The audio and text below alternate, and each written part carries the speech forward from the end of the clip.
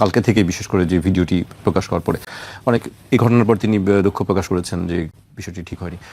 এই বিষয়গুলো আসলে কিভাবে লিক হয় ভিডিওর ব্যাপারগুলো?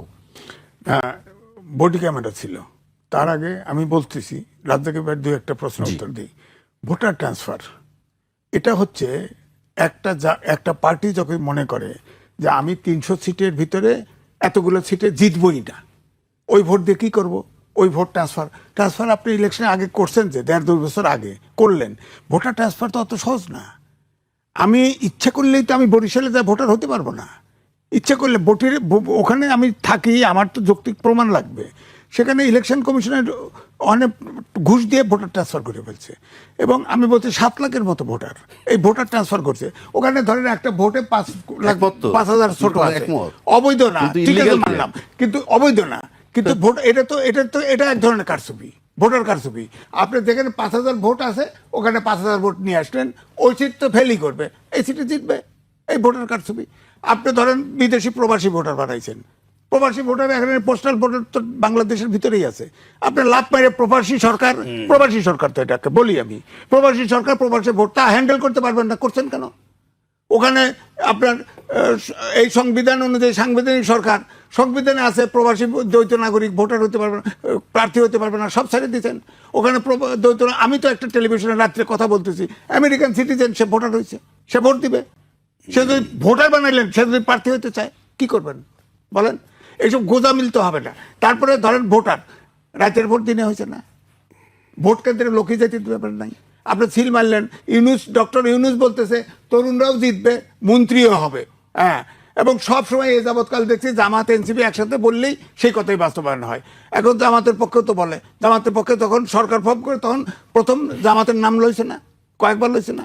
এখন তো বোঝা যাচ্ছে এটা তো ইউনুসের সরকার, ইউনুস পক্ষপাত করতেছে, হানা ভোটে হার পক্ষে ক্যাম্পিং করতেছে। তো তাকে এনসিপিতে জয়েন করুক, নাহলে জামাতে জয়েন করে ক্যাম্পিং করুক, সমস্যা নাই।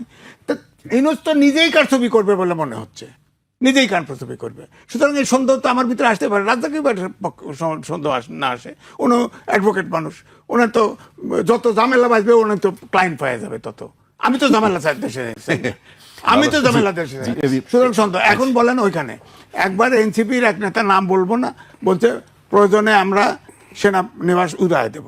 তখন আমি যে কথা বলছিলাম সেইটা আমি বলতেছি, সেনাবাহিনী কিন্তু চুমু খাওয়ার জন্য ট্রেনিং দেওয়া হয় না, সেনাবাহিনীকে মানুষ ফাইনালি হত্যা করার ট্রেনিং দেওয়া হয়। ওই বেটায় ডাক্তার শিক্ষিত হয়েছে, তার বডি ক্যামেরা রয়েছে, ওই যে এমপি, তার বডি ক্যামেরায় সব রেকর্ড হচ্ছে। ওই বেচারা তাকে ছাড়া কোনো কথা বলে নাই। তাকে বলা হয়েছে তার নিরাপত্তা দেওয়া হবে, খালি আর্মসটা নিয়ে ভিতরে না ঢুকলে, ওটা তাদের বারণ আছে। আপনার সব জায়গায় এটা তো বোঝা যাচ্ছে যে আমাদের ক্ষমতায় গেলে তো ক্যান্টনমেন্ট তো উড়াই দিবে। সুতরাং তাকে গ্রেপ্তার করে নাই, এইটা আমার অভিযোগ সেনানিবাস সম্পর্কে। তাকে ঢুকতে দেয় না এটা না, সে যা ভাষায় বিয়ে করছে। আমি তারেক রহমানের প্রতিদ্বন্দ্বী, আরে বাপের বেটা, তারেক রহমানের ওই পাস করবি তুই বেটা, ওইটা দেয়। আর তার বলছে তো আপনি অস্ত্র রেখে যান, অস্ত্র রাখার একটা এমপি বারবার তাকে ছাড় বলে কত বিনয়ের সাথে করতেছে, সে যাবেই। হ্যাঁ, শেষ পর্যন্ত তার সিনিয়র অফিসারকে লাগাই দিয়েছে, তার সাথে আবার টেলিফোনে কথা বলছে। আইন তো ভাঙতে পারবে না কেউ, কারণ এটা সেনাবাহিনীর বোর্ডের সিদ্ধান্ত।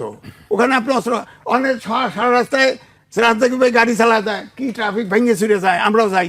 ক্যান্টনমেন্টে ঢালদার ঢুকলেই, জাহাঙ্গীর গেটে ঢুকলেই তো সোজা হয়ে যান, আর তো থাকেন না। এবারটা এমপি দাঁড়াইছে, সোজা হয় না, ওরে ঘেটটির দেওয়া, ওকে গ্রেপ্তার করা উচিত ছিল, গ্রেপ্তার করে বুটের গুতায় ওরে আক্কল দিয়ে দেওয়া উচিত ছিল। ছেড়ে দিতে কেন ওকে? এখন আবার দুঃখ প্রকাশ আছে নাকি? আপনি গণহত্যা করে দুঃখ প্রকাশ করবেন, মাফ হয়ে যাবে? আপনি ক্যান্টনমেন্টের গেট ভেঙে দিতে চান, আপনি মাফ করে দেবেন?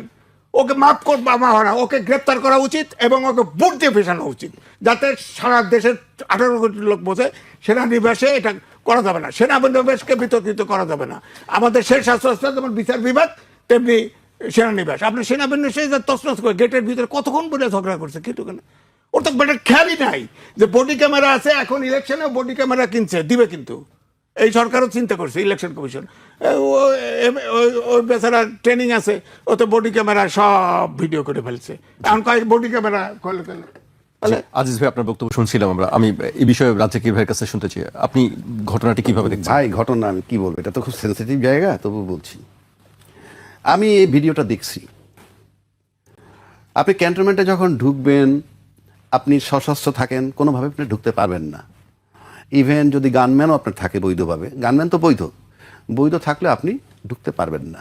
বাট বিধান আছে, বিধান হলো ক্যান্টনমেন্ট বোর্ডের কাছ থেকে আপনি আগাম পারমিশন নেবেন, অথবা স্টেশন কমান্ডার থাকে তাদের কাছ থেকে পারমিশন নেবেন। তো সেক্ষেত্রে সেই পারমিশন নিশ্চয়ই তার ছিল না, থাকলে তো আর এত বাকবিতণ্ডা হইতো না। পাশাপাশি সে অনেকগুলা বাজে কথা বলেছে। আরে জিব্বা দিয়ে সাইডে তার আমি বলি, পরিষ্কার শুনুন। করে ওর জিব্বা কেটে দেওয়া উচিত। আচ্ছা শেষ করি, আমি বলে নিই। জিব্বা দিয়ে রাস্তা চেটে দেন তারেক জি আসলে, বা তারেক রহমান সাহেব আসলে। প্লাস তারেক রহমান সাহেবেরও তো সাথে গানম্যান মানে তার সিকিউরিটি লোক থাকে। এই সমস্ত তুলনা সে করছেন। জি, মানে এখানে তুলনাটাকে আমি সে বলছে হয়তো সে একটা বার্তা দিতে চায় যে নিয়ম সবার জন্য সমান থাকতে হবে।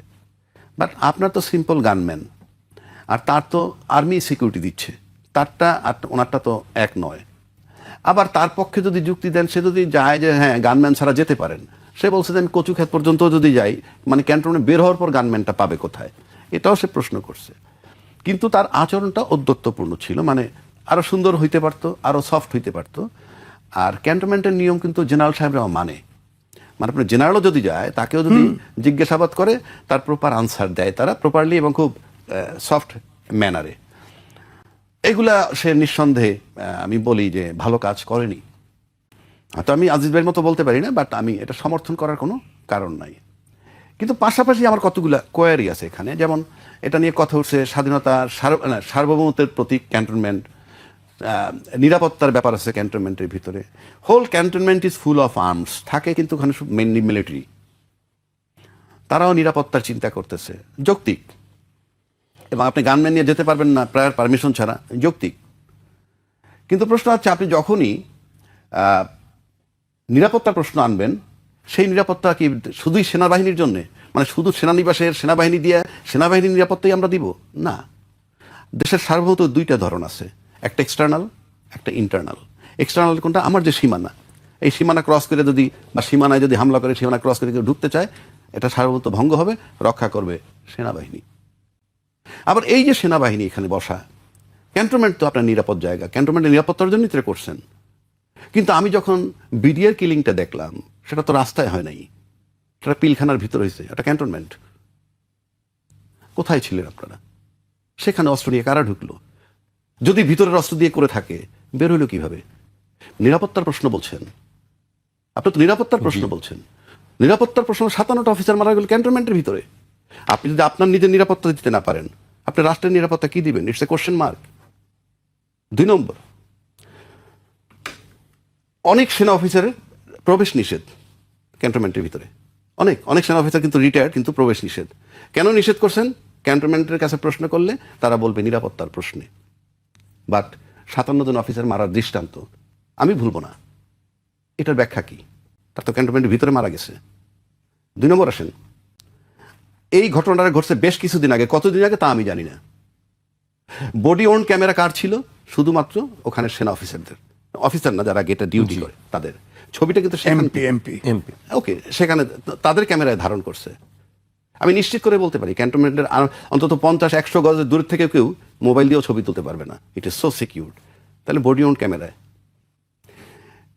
সেইটা বের হয়ে গেল কেমনে?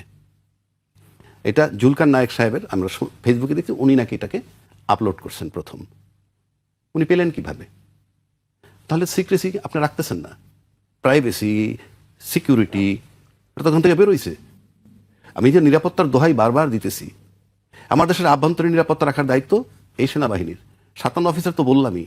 ইন এডিশন আয়নাগর, মেজর সিনার বুকে তাজা গুলি মারছে পুলিশ। এটা কিন্তু আপনার আভ্যন্তরীণ সার্বভৌমত্বের ভিতরে পড়ে। গত 16 বছর কি হয়েছে আমরা জানি। সেনাবাহিনী যে শুধু বলেন নিরাপত্তা, এই স্নাইপার দিয়ে গুলি করছে হেলিকপ্টার দিয়ে জুলাইতে। তো আপনি তো আমার দেশের মানুষ মারার জন্য না, সেনাবাহিনী একমাত্র বহিঃশত্রু দ্বারা আক্রমণ হইলে, আবার যদি রাষ্ট্রের এমন কোনো রাষ্ট্রদ্রোহী হয় যাকে কোনোভাবে নিয়ন্ত্রণ করা যাচ্ছে না, সেক্ষেত্রে তারা মারতে পারে।